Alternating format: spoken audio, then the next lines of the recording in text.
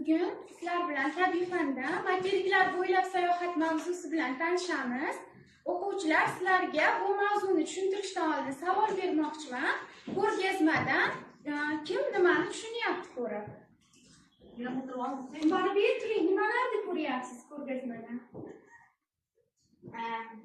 Har xil davlatlarni. Materiklarni ko'ryapmiz. Ko'rgazmamizda mana yer sayyoramizda 6 ta materikimiz bor. Bular mana Shimoliy Amerika, Janubiy Amerika, Afrika, Yevrosiyo va Avstraliya, Antarktida. Bu materiklarimizni 4 ta okeanimiz yuvib turadi.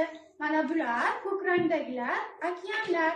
Janubiy Tinch okeani, Atlantik okeani, Hind okeani va yana Atlantik okeani, mana Shimoliy Muz okeani ham. Endi eng katta materikimiz bu Yevrosiyo bo'lib, Yevropa va Osiyo qit'alarini birlashishdan hosil bo'lgan. Bizning vatanimiz O'zbekiston mana Osiyo qit'asida joylashgan. Mana O'zbekistonimizni xaritasi yuqoridan rasmga olinganda mana shu shaklda chiqadi.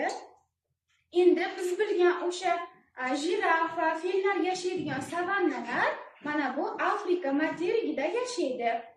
Endi kenguru, koala degan hayvonlarni bilamizmi? Ana shu hayvonlar Avstraliya qit'asida yashaydi. Yana bizning eng sovuq materigimiz bor, bu Antarktida materigi. Bu yerda juda katta, eng sovuq havo hukmronlik qiladi. Mavzuni tushundingmi o'quvchilar? Qanaqa savollar bor? Ko'rgazma bo'yicha, mavzu bo'yicha savollar bormi? Muhammadjon, Afrikada fillar fillar yashaydi, jirafalar,